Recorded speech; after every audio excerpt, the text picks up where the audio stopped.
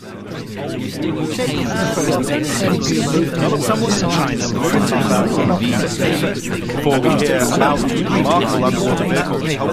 everybody and welcome to Chat It Out. Hello guys and welcome to this week's Chat It Out with me, Egg, Tribune. Hello. And Polo. Hi. Hello everybody, welcome back to this brilliant edition of Chat It Out. I've been looking forward all week to this. What do you reckon, guys? I must agree. Because this week we're talking about money. So, The root of all evil. what do people want to say about money? There's never enough of it, is there? As much as we all moan about it, it is a terrible thing to have. Makes it all until go gone. round. It does, I'm afraid, but there's so much trouble in the world. I think because of it. everybody wants it. When people have it, people want more of it. When people have more of it, they want more of it still. It's like a endless evil cycle, and yet we can't live without it. We need it for everything, paying the bills, getting food in the fridge, buying things we want, and we may or may not agree, but we always want stuff, so there's always that to pay out for, and then I suppose the other thing is managing it is probably a very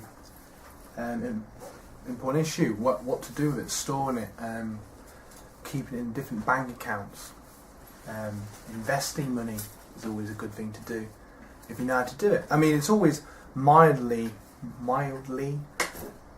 annoyed me, I think, because there's loads of people out there that have a clue with money, but I don't pin him whatsoever, because we can't win everything. I want to say I was the best person with money, but I'm probably better than most. But I don't know. I'd have to agree on that. I'm probably rambling on a bit. Nowadays, nobody seems... there are so many pointless subjects in school, in my opinion.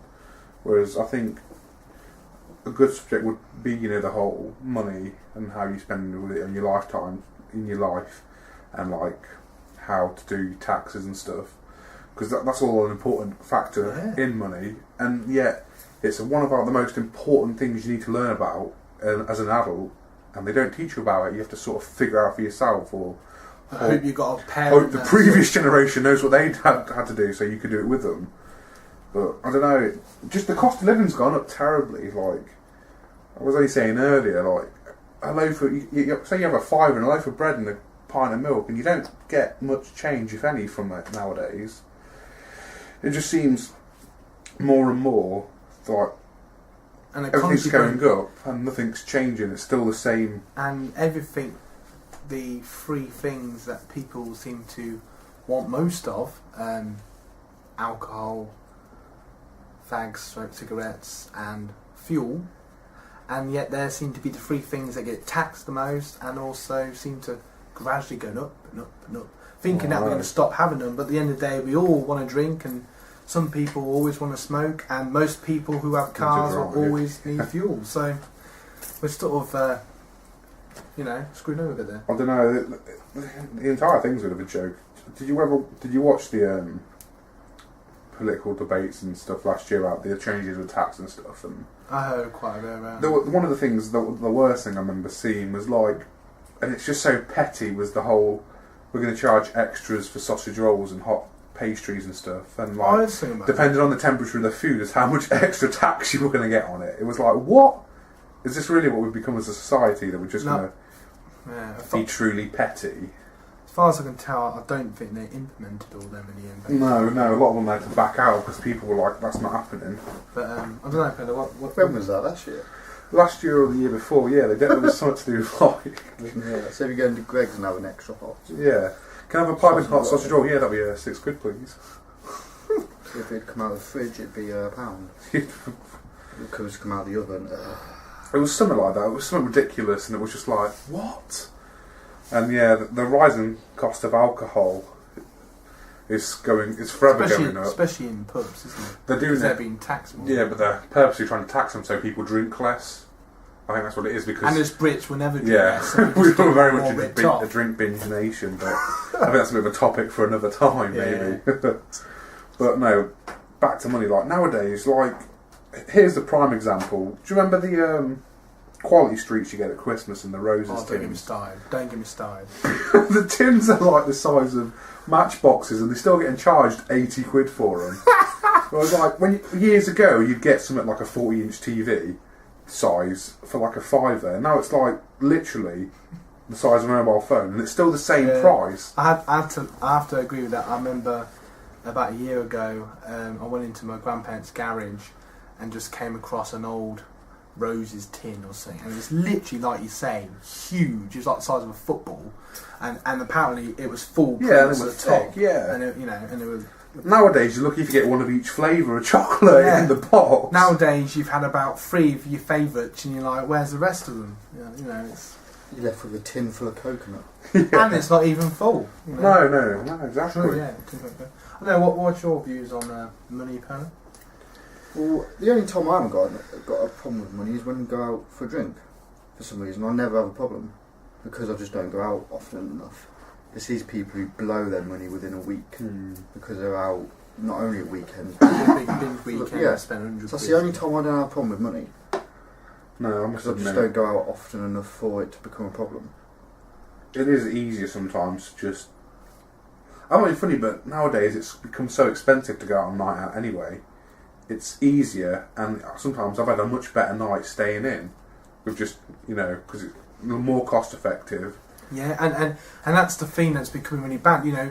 You can spend, I don't know, 60 40 quid in easy, town, and you've had like 2 drinks, basically. and you can spend literally 6-7 quid, and that will get you more than drunk. Yeah. And Ideally, you're looking at, On a 20 night in. quid for a couple of crates, and you've got your own party, yeah, and you haven't got to worry about it. It was like when it was around Christmas time. Was it I can't remember where it was. Yeah, they do like but the I got 3 for 20 or whatever. 15 cans or something for, I think it was about 8-9 quid. And then I thought, what, you have about 3 drinks and you passed a tenner in town? Yeah, in the pubs, yeah. Already? It's ridiculous, the cost of money, the cost of living. And like you say, it is the key 3, fuel, alcohol and tobacco. constantly being taxed more. And do you know we get taxed more on fuel than just about any country in the world? Yeah, and we've got the least land mass than any other country, I think. But and also going sort of back to sort of managing that, it's a constant battle looking for, when you're looking for your electricity bills or your insurance or whatever, you're constantly being ripped off by all these different companies because everybody wants more money. So you're constantly having to look around for new opportunities, new better deals, blah blah blah. Thank God for sites like GoCompare.com and things like that. Go you, free advertisement. But it's a constant struggle, and there's a lot of people out there that just can't afford the things they'd like to have because they don't get paid enough, or they're not in the right job, or sometimes, without sounding too harsh, quite a lot of the time it's down to just poor management of money, and that's not necessarily their fault. It's just like you were saying earlier, it's because they don't teach in schools, or haven't got any family or friends that really know much about money anyway, and so you're stuffed. But if you taught it in schools better, then maybe you wouldn't have so much poverty because people would be able to manage the money better. Leading on from that, I also don't agree with these money loaning websites. They're the worst, because if you actually look at the small, but if you look at the small print, it's like, you can borrow £20, but at like 3,000% APR, that £20 turns into 200 quid within like a few days. And you think, was it worth it? And you're going to spend the next 80,000 years paying it back, and if you don't pay it back, Team Dole come round and steal your tech and beat you up. So and it's like just for 20 quid. Yeah, I mean, was it worth it? It goes. Some places go up to like 1,500 quid, and that's a lot of money plus all the APR on top. I mean, people keep. If you're going to pay it back in the first few days, it's not really an issue, but. Nobody does that. Well, if you could pay it back in the first few days, you wouldn't be doing it in the first place. Exactly. That's the problem, isn't it? And then it becomes an ending thing. But once again, this isn't blaming people, because there are people out there that obviously can't, are unable to afford things. But then again, there's a lot of people that can joke ourselves. Anyway, has anyone else got any last comments? About 3 minutes here. I hope that was interesting to you guys. We talked about money a little bit. You might have learned something. You might have not. You might have just thought, what? Give us your opinions below on money, what you think of it, how you use it, or maybe any ideas for other topics you'd like us to talk about. So until then, the fans of Chat It Out, until next episode, say bye everybody. Bye. Bye.